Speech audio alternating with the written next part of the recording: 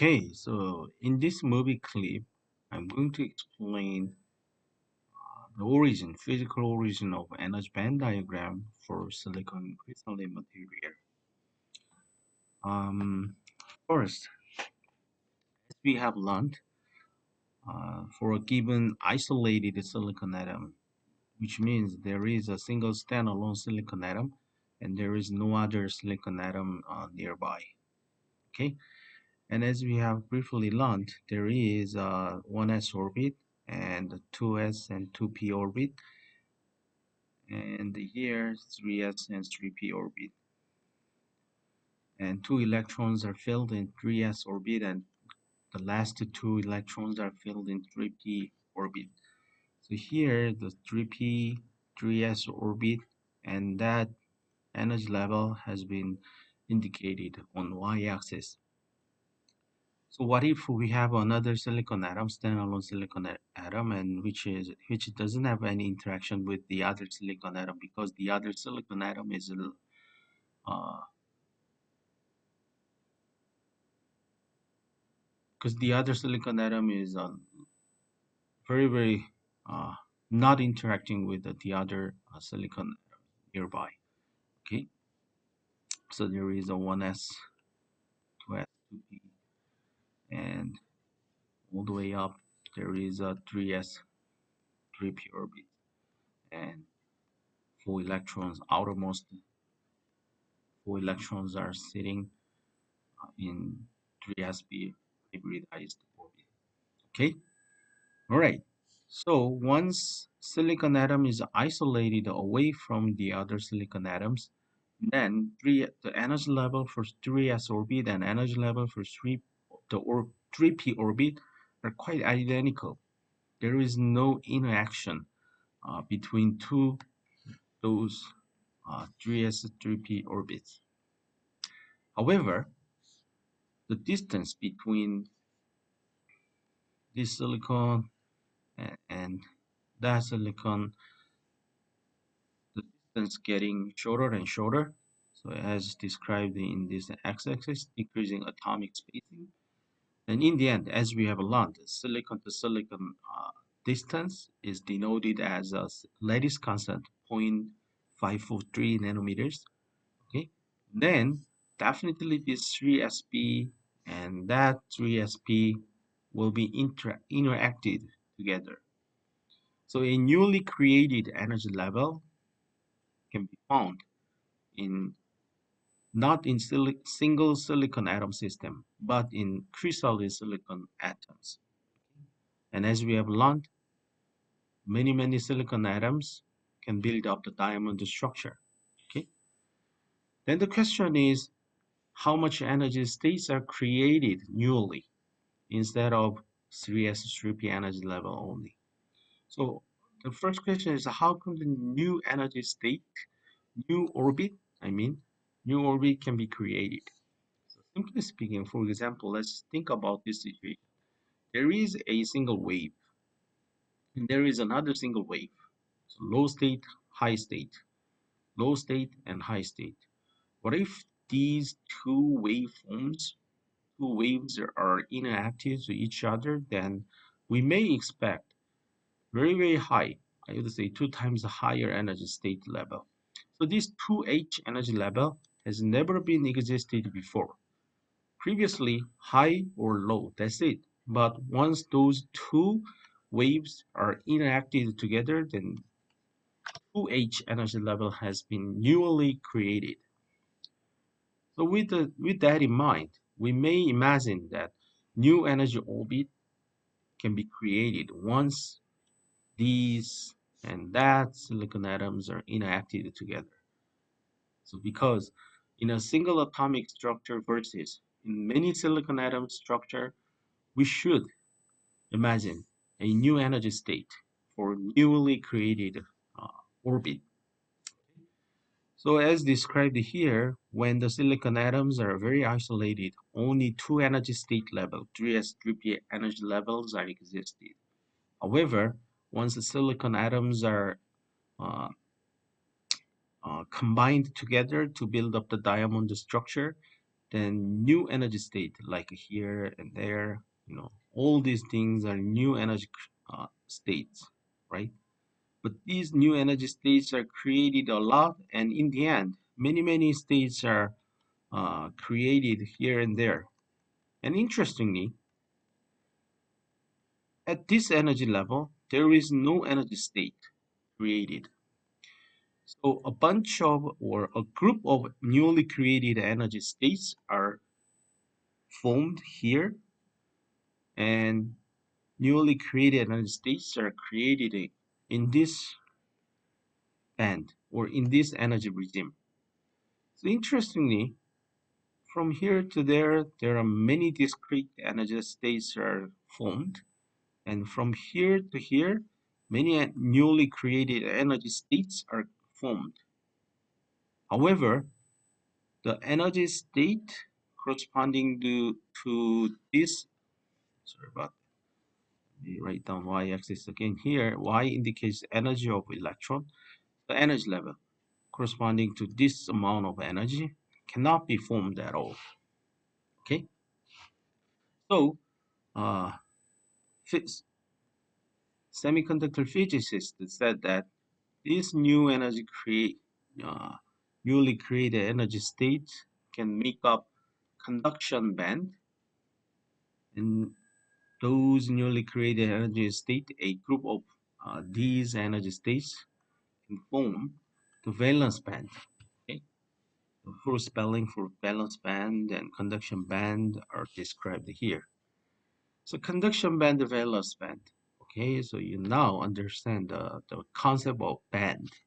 So band means when silicon atom itself is talked about, energy states are very significant and important. But in silicon crystalline material, because it has tons of silicon atoms, we have not learned how many silicon atoms are included for a given cubic square centimeter. Remember this number, 5 times 10 to the 20 per cubic centimeter, right? So in silicon crystal material, we don't want to see the energy state, but we do want to see the energy bands instead of energy states. So band means a group of states, and there are two major bands, valence band and conduction band. Okay? And here, the highest nearly filled band, so here nearly filled band is valence band. How come it is nearly filled with many electrons? So take a look at here again. So we have a total n silicon atoms. Okay, so in 3s orbit, 2 electrons, and 3p orbit, we have 2 electrons. So most the outermost electrons are full, right? Since we have n silicon atoms, so here 2n electrons and 2n electrons. And here, let's take a look at how many energy states available for electrons for 3s, as we have learned the two empty states. And in 3p orbit, we have 6 empty states. But we have a total n silicon atoms, so 2n and 6n, total 8n available energy states. However, the total number of electrons which can fill in this energy state is only 2n plus 2n, so total 4n electrons available. So simply speaking, half of it, I mean the 4n out of 8n are filled. Okay, now many silicon atoms are, combined together to build up the diamond structure, the silicon crystalline material, and that there are many newly created energy states here and there in valence band and conduction band. So in nature, electrons would like to have a newly created energy state which has a lowest amount of energy. So again, y-axis indicates the energy of electrons. So electron would prefer to take empty energy states, which has a lowest amount of energy. So most likely, it is more likely for electrons. In other words, 4n electrons would like to have a to have filled the energy states in valence band instead of conduction band because most of the energy state in conduction band has a higher energy than the energy state in valence band. Okay? So total full N energy states are available in conduction band and full N energy states are available in valence band. However, the number of electrons that we have from N silicon atom is 4N. Therefore, valence band, full N energy states are almost nearly filled with 4N electrons. And what about conduction band? Herein, the full N energy states are not almost not filled with the full N electrons, okay, because the full N electrons are used to fill out these empty full N energy states in balance band. All right, so now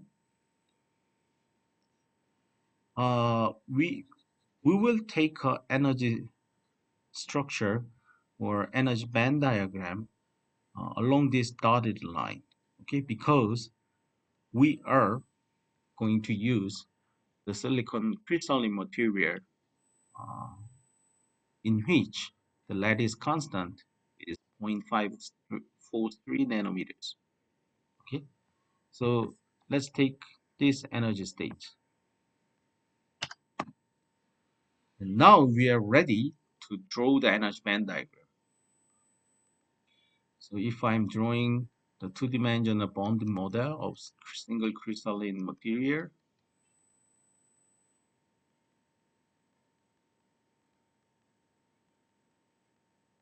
okay, now let's draw the energy band diagram along this x direction. So here the distance x direction. Okay, how can you draw the energy band diagram? So along this x direction, here is a silicon atom, another silicon atom, another one. So in this direction, the regularity, regular pattern of silicon atoms can be found, so that there is no difference if I'm standing up to watch out how the energy bands are formed at this point. What about here, x2, x1, when x is x1 and x2? Do you think that there is any difference at x1 and x2? Maybe no, because it is a silicon crystalline material, so no difference at all. So, in terms of energy band diagram, if I'm drawing the saying here x6, x1, many newly created energy states are formed here, and many newly created energy states are formed in conduction band, and no energy state available in between. Okay, and what about here? X is x2 in this here. Well, same, no difference compare against the situation at x of x1. So the same energies, newly created energy states can be found in conduction band and valence band and no energy states available in between. Let's repeat this process for saying x equal x3, say here. X equal x3. Many newly created energy state in valence band and newly created energy states in conduction band and no energy states available in between. Okay, so wherever you are at along the x direction, there is no difference in energy states in valence band and another energy states in conduction band. Okay, so along x direction, along the physical direction within a silicon crystalline material, you should draw the same energy states here and there, x1, x2, x3, and even x4 and xn, right? Therefore, we can draw, if I connect all the energy state in the conduction band, I mean the lowest energy level in conduction band here, and the highest energy state in valence band, if I connect them together, we are going to end up with these two straight lines which are parallel together. You see the very uh, bold black colored two lines which are running parallel, right? So here x-axis indicates the physical distance within a silicon crystalline material, and y-axis indicates the energy of electrons. Okay? So once you find electrons at this energy state, and this electron should be the free or conduction electron because it has a higher, because it is sitting and filling an energy state which is much higher energy level compared against the energy state in balance band.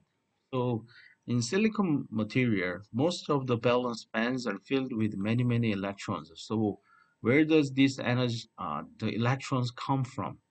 I would say in silicon bonding model, all the electrons to participating in covalent bond, this electron can be found in a certain energy state in valence band. But if if a certain electron has been freed out and the hole is left over, then this energy, this electron has been excited, okay, excited by external thermal energy, maybe the thermal energy coming from outside. The electron become hot and the hole is created in energy band diagram because the empty state originally not existing, but now existing because of this conduction electron hole. Okay? So these electron hole are created in pair EHP.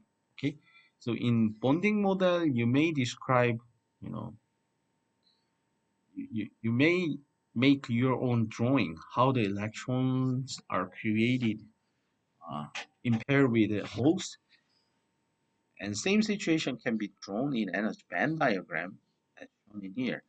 For a certain electron would be excited up and it will fill out the empty energy state, but this energy state is much higher energy, and these electrons which has originally filled in this low energy state are, this guy is currently empty, and in other words, a hole is created.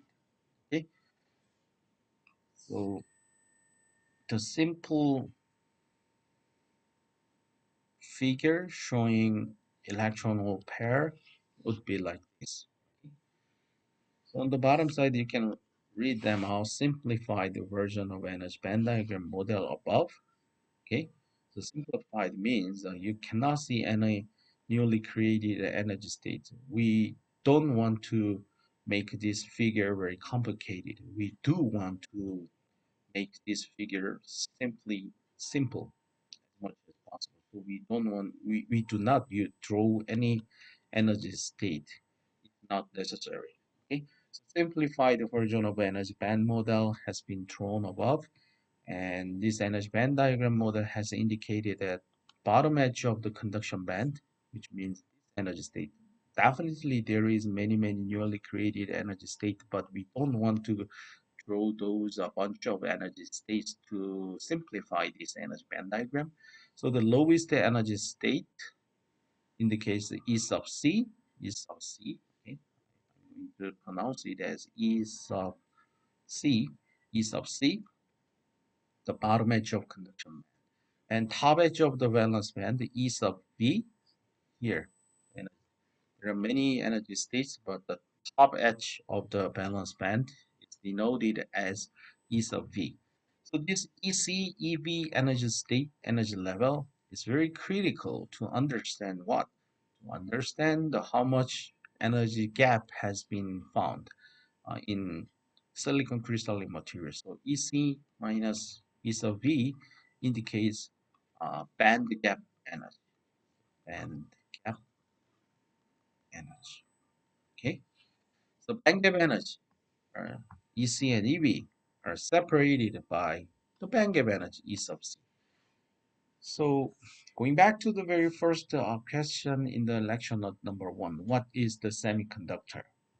In terms of resistivity conductivity, you may answer that, well, the conductivity or resistivity of semiconductor material lies in between the conductivity or resistivity of insulating material and the conducting material.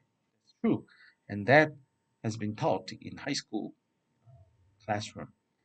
Herein, I'd like to classify the material by the energy band gap energy. Okay, so if band gap energy is E sub G is zero, we can say that this is matter, conducting material.